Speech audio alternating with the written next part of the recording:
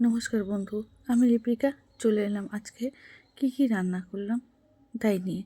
এটা দেখছো পুদিনা পাতা বাটা, যেটা লেবু দিলাম। আর এই যে কী মাছ বলো তো, এটা বলছি তোমাদেরকে, দাঁড়াও। আর এটা হচ্ছে সজনে ফুলের বড়া, কলা ভাজা, ওটা আমুদি মাছ। এই আমুদি মাছ কে কে চেনো? এই আমুদি মাছের টক রয়েছে পাকা তেঁতুল আমসোটা দিয়ে। তো চলো দেখো, মাছগুলো কত সুন্দর, একদম লাল লাল, পুরো তাজা।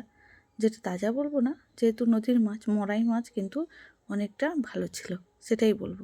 তো মাছগুলোকে প্রথমে ঘষে নিচ্ছিলাম পাথরে, কারণ আঁশগুলো তোলার জন্যে। তারপরে মাছটা কেটেছিলাম। তো আমাদের মাছটা ধুয়ে ধুয়ে আমি আঁশগুলোকে তুলে দিচ্ছিলাম। তারপরে দেখো, আমাদের সজনে ফুল আজকে আবার নিয়ে এসে, সজনে ফুল সত্যি খুব উপকার। আজকেও বড়া করব, আর ডাল করেছি ছেলের জন্যে। দেখো সব কিছু মাখিয়ে রেখে দিই সজনে ফুলের। আর এদিকে দেখো মাছগুলোকে কেটে ধুয়ে নুন হলুদ মাখিয়ে নিচ্ছি। সব কিছু রেডি করা হয়ে গেল। আর এই দেখো মাছগুলোকে ভাজতেও দিলাম।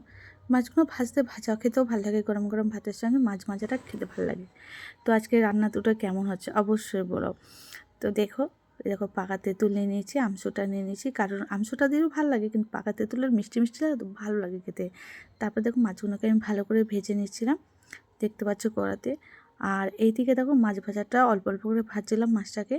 আর ওইদিকে দেখো মাছটা মোটামুটি ভাজা আমার হয়ে গেছে। আর এদিকে দেখো আমাদের পুদিনা পাতা এনেছে, সে পুদিনা পাতাগুলো কত সুন্দর ফ্রেশ, কী সুন্দর। পুদিনা পাতার চাটনি কিন্তু আমার খুব ভালো লাগে, আমি কিন্তু আজকে এই দিয়েই ভাত খেয়েছি। তোমাদের কার ভালো লাগে পুদিনা পাতার চাটনি? তো পুদিনা পাতায় কী দিচ্ছি অবশ্যই বলো।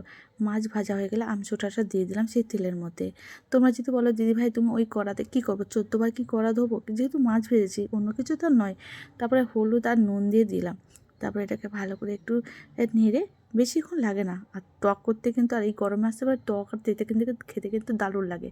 আর টক খাবার স্বাস্থ্যের পক্ষেও খুব ভালো, বিশেষ করে পাকা তেঁতুলের রেসিপি করে যত খাবে ততই ভালো এটা স্বাস্থ্যের পক্ষে। আর আমাদের সত্যি কথা এখন টক খাওয়া উঠে গেছে, কিন্তু টক কিন্তু শরীরের পক্ষে খুবই উপকার। তারপরে দেখো পাকা তেঁতুলের কাঠটা এর মধ্যে দিয়ে দিলাম, দিয়েতে এটা ফুটার অপেক্ষাটা। তারপরে আমি মাছগুলোকে দিয়ে দেবো।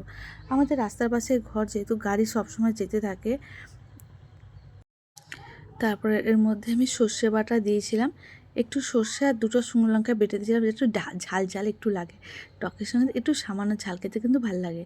তারপরে আমাদের মাছটাকে দিয়ে দিলাম, তোমরা দেখাইনি অবশ্য। তো আমাদের মাছগুলোকে দিয়েছি, ভাজা মাছগুলোকে। তো দেখতে পাচ্ছ তোমরা। তারপরে কাঁচা তেঁতুল হয়ে গেছে, কাঁচা তেঁতুলে নামিয়ে নেবো। বেশ, আর কী সুন্দর, কী বলবো, আমার কিন্তু খেতে কিন্তু দারুণ লাগে। আমি টক খেতাম না, কিন্তু এদেশে এসে আমি টক খাওয়া শিখেছি। তো কেমন হয়েছে আমুদি মাছের টক। আর এই দেখো রসুন নিয়ে নিয়েছি, শুকনো লঙ্কা নিয়েছি, কাঁচা লঙ্কা নেই। তো শুকনো লঙ্কাকে আর রসুনটাকে আমি একটু ভেজে নেবো তেল দিয়ে, কেন কাঁচা গন্ধটা ভাল লাগে না, তাই জন্য কাঁচা গন্ধটা চলে যায়। আর এদিকে শিলে, চলো বাটা তো দেখাতে পারলাম না, তো কী করবো, শিলে পাতাটাকে রেখে দিলাম ধোয়া শিলে। আর এবার দেখো কী কী দিচ্ছি, এরপরে বেটে নিয়েছিলাম আর কিছু না। আর তারপর বাটা হয়ে যাওয়ার পর লেবু রস দিয়ে দিয়েছিলাম। খেতে কী সুন্দর। আর সত্যি পুদিনা পাতার চাটনি কিন্তু খুবই ভালো লাগে। পুদিনা পাতার চাটনি রুটিতেও খেতে পারো, পরোটার সঙ্গে, গরম গরম ভাতের সঙ্গে আমার খুব ভালো লেগেছে। তো অবশ্যই তোমাদের কেমন লাগলো রান্নাটা অবশ্যই কমেন্ট করে জানিও। আর যদি রান্না ভালো লাগে অবশ্যই কমেন্ট করতে ভুলো না। বাই বাই বন্ধুরা, আবার দেখাবেন নেক্সট ভিডিওটা দেখার জন্য অসংখ্য